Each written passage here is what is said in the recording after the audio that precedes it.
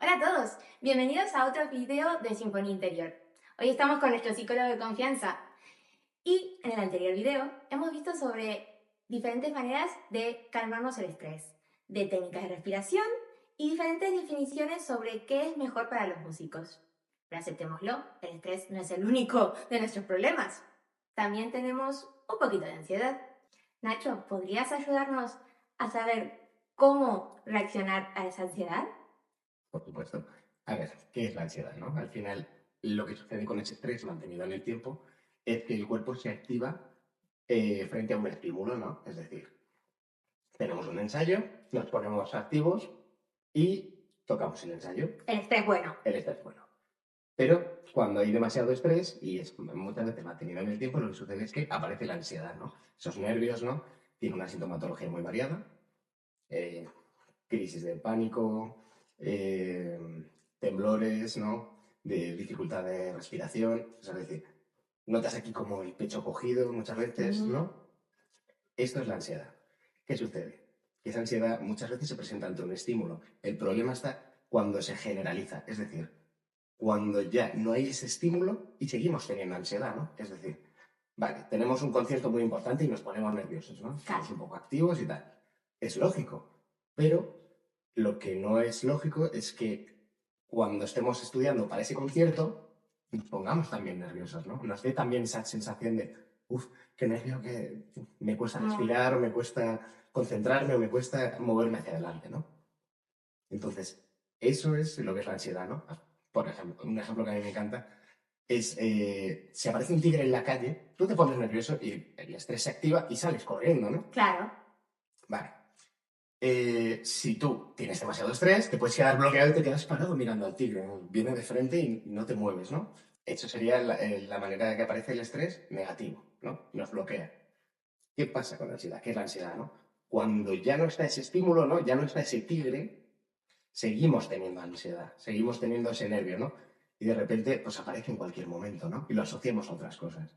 Entonces se generaliza esa ansiedad. O sea, lo podríamos también pensar cuando tengo que estudiar una obra, he tenido un concierto, he tenido un error en el compás 130, lo vuelvo a estudiar y en ese compás 130, luego de haber tocado el concierto, todavía siento como ese temblor o esa... Efectivamente. ¿Eso sería la ansiedad? Eso es la ansiedad, ¿no? Asociamos algo que no tendría que darnos ansiedad, o sea, que no tendría que provocar esa excitación biológica, ¿no? O sea, esa activación del cuerpo, con algo que sí. Entonces, es decir, condicionamos un estímulo. ¿Qué pasa? Que luego, con el tiempo y con el refuerzo, lo que vamos a provocar es que ese estímulo neutro pase a ser un estímulo que al final es un estímulo ansiógeno, ¿no? Es decir, ese concierto, esa clase con ese profesor tan importante o esa prueba, ¿no?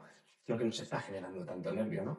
Los síntomas principales son problemas de respiración, cambios del sueño, cambios de alimentación y todo tipo de temblores, incluso hormigueo a veces.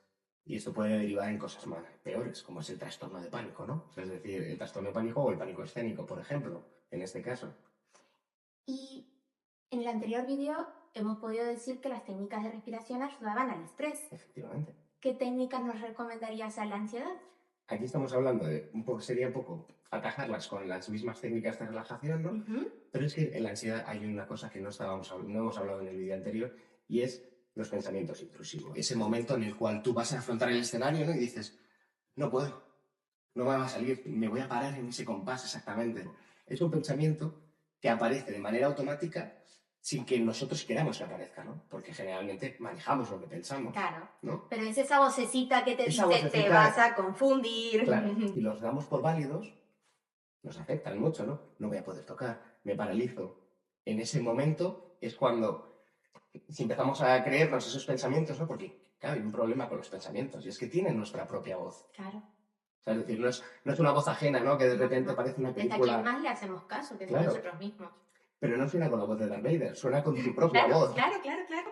Entonces, claro, no me va a salir, no me va a salir, no me va a salir, y te centras en eso, entonces llega un momento que no vas a poder salir de ese pensamiento. ¿Cómo podríamos combatir esos pensamientos negativos? Hay un montón de técnicas, ¿no? Por ejemplo, a mí hay una que me gusta mucho, que es la técnica de tiempo basura, por ejemplo. Tiempo basura. Sí.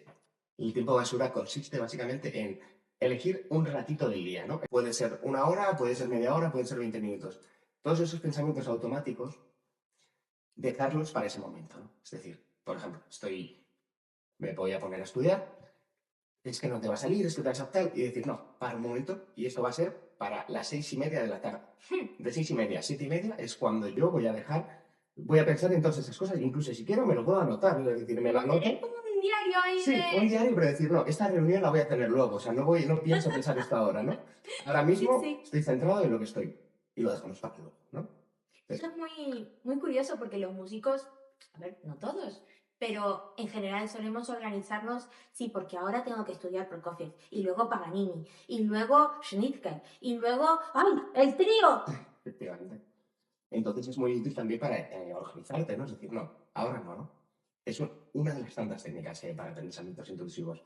También lo primero que hay que hacer es detectarlos. Lo que sucede ahí es que aparecen los sesgos cognitivos, que, por ejemplo, yo tengo un concierto. En un principio es una cosa neutra. Tú tienes que ir y tocar. ¿Qué pasa? Ya has tenido el concierto anterior, justo te saltaste un compás, ¿no? Sí. Tal, que no pasa Pensaste nada. en el re sostenido. Justo. Y llegas a ese concierto y al siguiente concierto ya estás pensando, no, es que en el anterior toqué algo muy parecido y fallé justo en este punto, ¿no? Entonces ya estás anticipando, ¿no? Estás leyendo el futuro, ¿no? Con pensamientos poco sesgados, negativos, ¿no? De me va a salir mal. ¿Cuál es la realidad en realidad? Lo que sucede antes de ese concierto es que tú has ensayado esa pieza 1.000 millones de veces. Y la has tocado muchas más veces de lo que has tocado ese único compás malo. Efectivamente. Y seguro que las he tocado muchas más veces bien que mal incluso. O sea, es decir, las soléis llevar muy preparadas. ¿Qué sucede? Que se olvida. Porque el sesgo de negatividad como que lo contamina todo, ¿no? Entonces solo puedes pensar que vas a fallar en ese compás. Entonces, pues hay muchas técnicas para controlar los pensamientos. Lo primero de todo es detectarlos. ¿Cuáles son los pensamientos que nos generan ansiedad? ¿Cuáles de verdad yo he pensado, no? Y hay que analizar muy bien, ¿no? Entonces, por ejemplo, una cosa muy interesante que utilizamos mucho en terapia es el autorregistro de los pensamientos intrusivos. Es decir, intentar ver, ¿no? Primero detectarlos. Ese es el primer gran paso.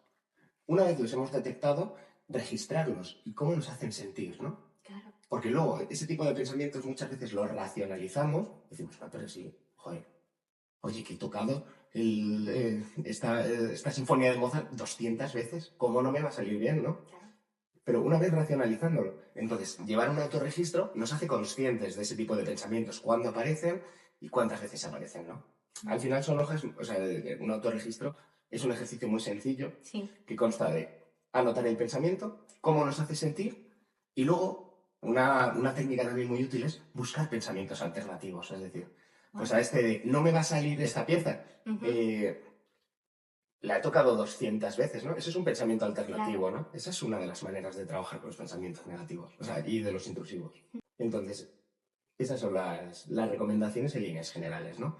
Luego, como dijimos en el vídeo anterior, lo importante es conocerse a uno, ¿no? Y ir viendo ese tipo de cosas e intentar trabajarlas poquito día a día, ¿no? Es decir, buscar pensamientos alternativos y buscar la manera de que esos pensamientos intrusivos no nos afecten en nuestro día a día, ¿no? Yo siempre lo cuento también como si fuera un poco un Tinder, ¿no? O sea, es decir, aparece un pensamiento intrusivo, pues fuera. ¿Qué pasa cuando tenemos ansiedad? Pues que le damos a match y ahí tenemos algún problemilla más. Sí. Bueno, para finalizar, pues las recomendaciones, ¿no? Hemos hablado un poquito del tema de la ansiedad, de los pensamientos negativos, hemos rozado levemente las emociones, ¿no? Y lo que yo os diría es, si tenéis sintomatología de ansiedad o de depresión o de cualquier otro tipo, acudir a un psicólogo, ¿no? Es decir, alguien que te pueda ayudar a determinar de dónde vienen esos pensamientos intrusivos y si es solamente estrés producido por el día a día o si es algo de mayor gravedad. Efectivamente. Entonces, pues, con lo que os hemos dejado aquí, con lo del tipo basura y con las técnicas de pensamientos alternativos, ¿no? Más las técnicas de relajación, son unas buenas bases para poder trabajar todo este tipo de cosas. Espero que hayan disfrutado de este video. Escriban sus pensamientos intrusivos, vuélquenlos y traten de convertirlos en pensamientos más realistas. que puedan ayudarlos a su práctica, a su vida cotidiana y a su vida profesional. Muchas gracias.